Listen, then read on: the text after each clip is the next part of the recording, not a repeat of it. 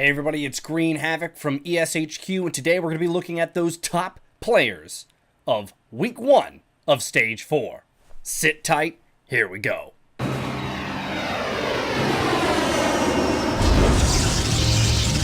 Justice reigns from above. No one can hide from my sight. 友人の剣をくれ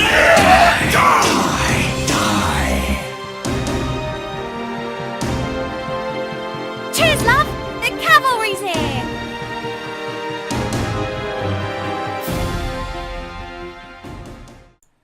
And so what we like to do is we like to break it down into two sets. Days 1 and 2, days 3 and 4.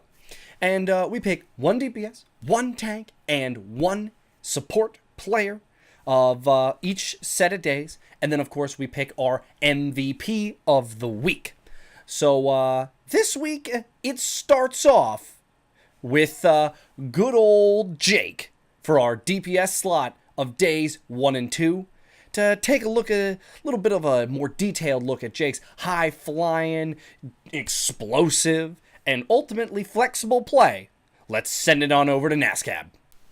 We were excited to see Jake back on the Junkrat and also on his wide range of heroes against the London Spitfire this week, showing up especially on Hanzo, where he went 22 and 5, and he even had a great performance on Tracer, where he went 8 and 2. As you can see, the clips speak for themselves, so for those reasons, Jake is our DPS player of days 1 and 2. Our tank coming in for days 1 and 2 is none other than Muma, who was phenomenal. He was a near picture perfect Reinhardt player this week, and I mean, he was a clear front runner for the tank slot for days 1 and 2, and honestly was a heavy candidate for MVP of the week. But for a more detailed look, let's send it back over to NASCAB for this wonderful look into Muma's play. Muma of the Houston Outlaws had a great game versus the London Spitfire on days 1 and 2, where he went 11 and 5 on Reinhardt, 8 and 10 on Winston, and 2 and 2 on Orisa, granting his team enough space to land those key frags and having a standout performance on Reinhardt especially, which is why Muma is our tank player of days 1 and 2. Okay, our supports for days 1 and 2. Well, solo, sorry. And that's going back to Muma, actually. And I know he's not a support player, he is a tank player primarily, but his Brigitte play was on point. It was clean. He essentially was the tank and the support at the same time. Now, we saw some other great performances. Mickey was one of them on the Brigitte, but we really here at ESHQ thought that Muma captured the true essence of what Brigitte is. In your face, supporting the team, dealing damage, protecting, everything. And for that more detailed look, you know where we're going. Back over to NASCAB. Muma of the Houston Outlaws, usually a tank player, but is also our support player, because of his outstanding performance on Brigitte on Watchpoint Gibraltar, where he went 9 and 3 with 5 ultimates, leading his team to a landslide victory, which is why he is our support player of days 1 and 2. Look at that! We're done with days 1 and 2. We're moving on to days 3 and 4. So, buckle your seatbelts, because it's about to get exciting. Our sharp shooter for days 3 and 4 is going over to Carpe. Carpe was amazing this week. He was an absolute candidate for MVP. His performances against mistakes early in the week, but his performances against the Mayhem, I can't get more excited because, wow, if you blinked for a second, you missed a headshot. The guy was great. Everything a DPS needs to be. And for that closer look, we're going back to NASCAB. Carpe of the Philadelphia Fusion almost led his team to a perfect game, the first in the league. They were 1 point off on the very final map. Over the course of the series, he had 64 final blows and only died 19 times, landing multiple multi-kills on the Florida Mayhem, wiping out their supports, their tanks, their DPS, everybody. He's just wiping out everybody. Which is why he is our DPS player of days 3 and 4. Hammer down. because Sado is our tank for days 3 and 4, because his play was also, much like Muma's, just devastating, powerful, and of course big, and also a little fancy, little sneaky. He had some really fun moments to watch, and for that detailed look, you know where we're going. My buddy Nascab.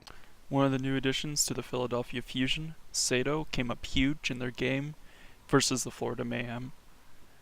Overall, he had 21 final blows and 21 deaths, including 6 opening frags during the course of the series as well, which is why Sato is our tank player of days 3 and 4. Yeah. Support 3 and 4. You know, you may get tired of him. You see him a lot. But it's because he's the best. He really is the best. Has to be in the conversation for MVP of the season.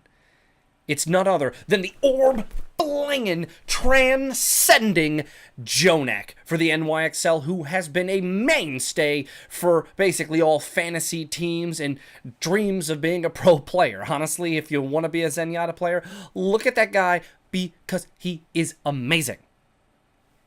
So it has to be none other than Jonak. And for yet another look into Jonak's amazing skill, you know where we're going. Back on over to NASCAB. Jonak of the New York Excelsior had a huge performance against the London Spitfire this week. At Zenyatta, he had 25 final blows while only dying 20 times, and also being able to charge his ultimate 14 times with that high damage playstyle that we love to see from Jonak, which is why Jonak is our support player for days 3 and 4. All right, guys, here we are. The MVP. The most valuable player. Who's it going to be? We've seen so many top-tier performances this week. It was honestly a little bonkers. But there's one man who zip-lined higher than the rest and said, hey, guys, look, I know I didn't have the biggest, stage 3, but I'm here. And this is going to be my meta. And I am Linkser.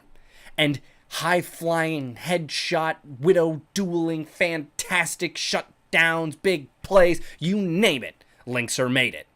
And for that detailed look, we're sending it one last time back over to NASCAB.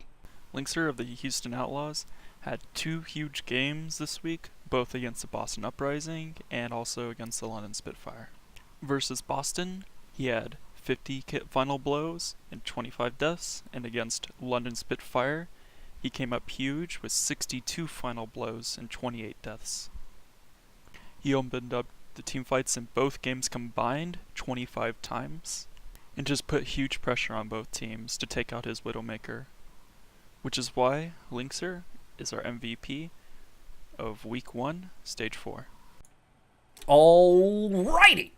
That does it for Week 1, and boy, am I excited to start this Week 2 for Stage 4. As the playoffs get bigger, the players are going to be making even bigger plays because they're going to be called upon in the final hours as that clock keeps on ticking down.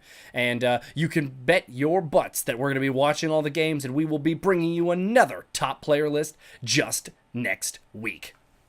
Till then, you have a good one. And make your plays mighty. If you like this video, make sure to like and subscribe. And you know what, guys? Make sure to send your picks down in the comments. Who do you think we looked over? Was there a player you thought deserved it more than one of the ones we named? And you know what? Let's get the conversation started. Week 2 is here. Who do you think is going to stand out this week? A lot of players are having that big call. Will they answer the phone? Can they make the plays? Let's talk about it. And until we see you again, thanks for watching the video, and good luck in your games.